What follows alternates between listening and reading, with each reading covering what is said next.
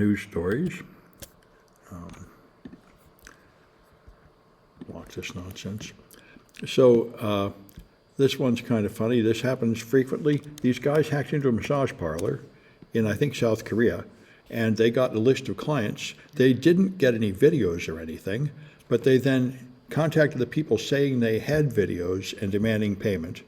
And this reminds me of, there was a scam that came out maybe years ago, 8 years ago, where it would just pop up a box saying, we've detected you visiting child porn sites. We're going to turn you in. And some guy saw that and turned himself into the FBI. So you exploit their guilty conscience. You don't even have the proof, but you can exploit them because they think you have the proof. Yeah. And so this is interesting. Kevin Beaumont is a very prolific researcher and a very prolific poster on Mastodon, a lot of interesting stuff. And he points this out. If you use the Tor browser on Windows, which is a special version of Firefox that goes through the Tor network, and that is something you do because you're very concerned about privacy, well then you got a problem because it installs in your desktop folder, and that goes with OneDrive to Microsoft. And Microsoft will hand it over to the cops and everything, so they say you have to install it somewhere else. And this, I think, is something people should think about. Now that almost every device is connected to cloud logins and cloud storage, you should consider that in your security policy, whether your confidential stuff is going to a cloud service you don't want it going to, especially as more devices are connected to AI, which is going to send it off to some weird cloud service. And more people are adding things that mirror to the cloud. So, it's, I remember this is why one of the first things you ask any company when you're trying to help them secure their stuff is you ask them, what is your important stuff and where is it? How many copies of it are there? Where is it stored? And they usually can't tell you. It's usually just all over the place. On the server, in thumb drives, in people's email account, in their Dropbox, on their home machine, just all over the place. So the first thing is actually control where your data is. And it's a lot harder than you think. Yeah. And so this one here, we don't get much because it's the Wall Street Journal, and not only do they only give you a little bit without charging you a high subscription fee, they now block most of the paywall bypasses, I know. So, but this is interesting. They now DHS now plans to use face recognition on every foreign traveler coming into America. And now, I didn't notice it before, they plan to store the photos for 75 years. And that is more than anybody does. I know every time I go through TSA at the airport, they take a picture, but they make a big deal out of, we're going to delete the picture. We're not going to keep the picture. And the DHS is going to keep the picture. And as we know, the government agencies are very porous. And especially now that Elon Musk has hacked into them all and made unauthorized copies of them on machines infected with foreign spyware, that stuff is going everywhere. So this is more of what you typically get in an authoritarian government. They have to crack down on people. Like Trump has said repeatedly, he doesn't care about foreign threats. He's worried about the internal threat. People that don't like Trump in America are his number one target. And so it's more important to him, which is what all totalitarian governments are like. This is why China hacked Google in 2010. Their number one concern in China is internal Chinese people plotting against the government. And they wanted Google's database to know who was in the conspiracies. And it's the same thing in Russia. The number one thing, like in Russia, the leader doesn't care about bad press unless it's published in Russian, because he only cares about how it affects the internal politics inside Russia. And so if they say, tell me, if you can put up anti-Putin stuff on YouTube and nobody cares unless you do it in Russian, then he'll lock you up or kill you or something. So it's this is what happens, and you see it happening here. The polls show that the Trump regime is extremely unpopular. It's all over the headlines. They're underwater on every issue, even what used to be their good issues like immigration and the economy. More people hate them than like them. And when this happens, if you're in a democracy, the leaders would change their policies to become more popular. But when you're in a dictatorship, they just crush the people more to keep them in line because they plan to have minority rule. And they're following the second path there. So I'm glad Kevin Beaumont wrote this up because I've been following his toots about it on Mastodon for a while. MIT published an article making this claim, their headline, 80% of ransomware now uses artificial intelligence. And that is an outrageous, surprising claim, and it echoed all through the world Financial Times and all kinds of reputable publications referred to this article and says, MIT found this. Well, it turns out MIT didn't find that at all. What happened is it's written by 4 people, 2 from MIT and 2 from this company called Safe Security. And what this stuff is marketing lies from that company. Yeah. MIT is opposite of Massachusetts Institute of Technology. Yes.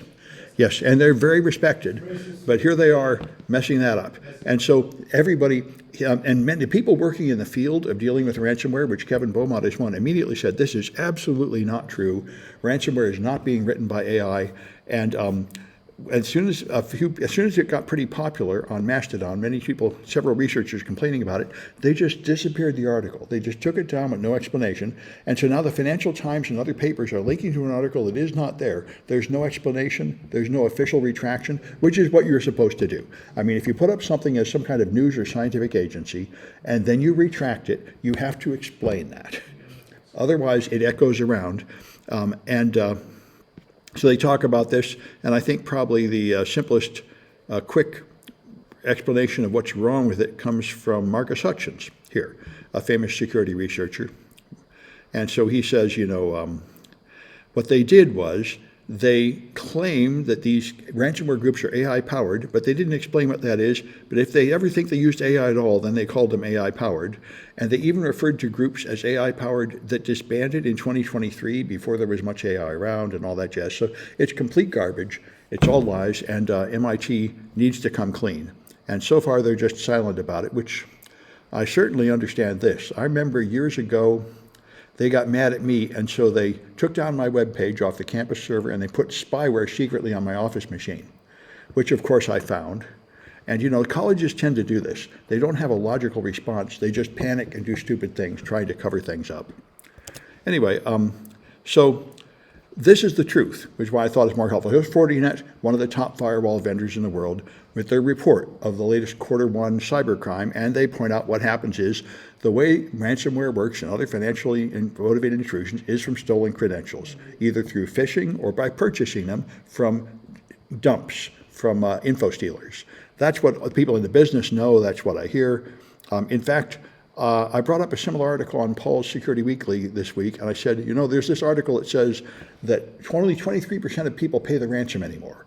And this article says that's because companies have woken up and they've realized they need to pay for better backups and better defenses.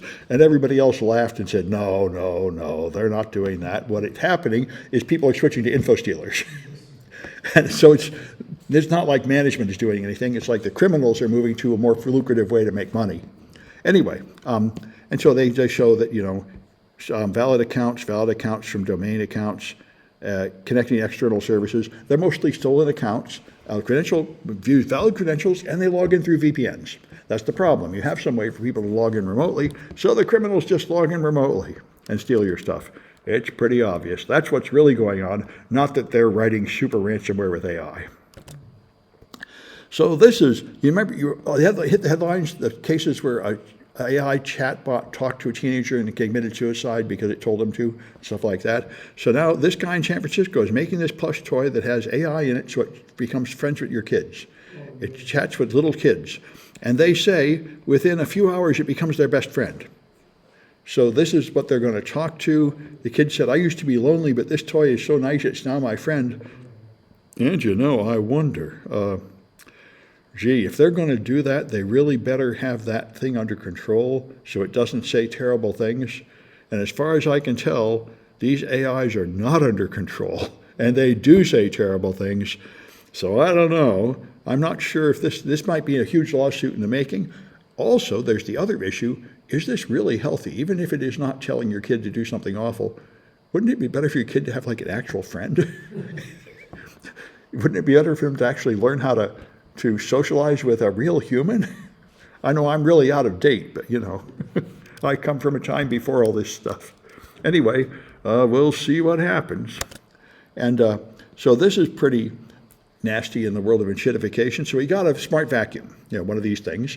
And then he put it in behind a Faraday cage and connected to the internet and said, watch the internet traffic, and found it's reporting all kinds of stuff back home, including a complete map of my house. It's using some Google service to make a geographical map of my house, and then it's sending it back home. He said, I don't want it doing that. So he blocked that at his firewall. So a few days later, it quit working. So he tracked down the problem. They send a kill switch to it if you block the tracking.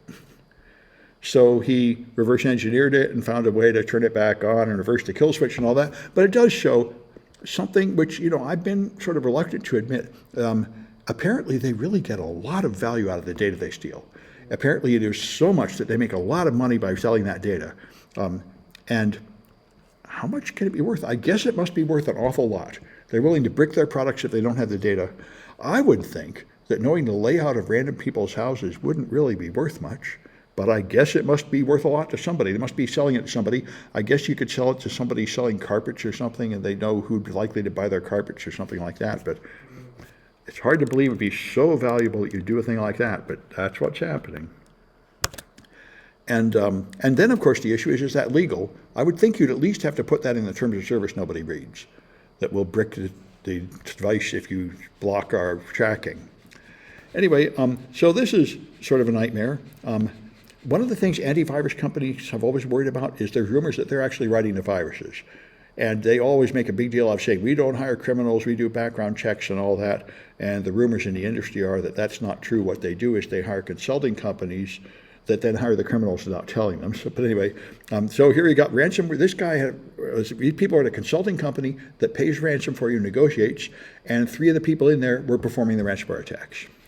And this kind of thing is logical. I mean, years ago, there was a guy that fixed the BART seats. The BART seats used to be slashed with razors, and they found out that he was slashing them and then getting paid to fix them. So, it's clearly a business model to create the problem you're solving. It's kind of all Trump ever does. Like, he just solved the crisis with China that he caused, and now he wants to be credited for having solved it. So anyway, I guess you could have predicted this, but there it is. All right. So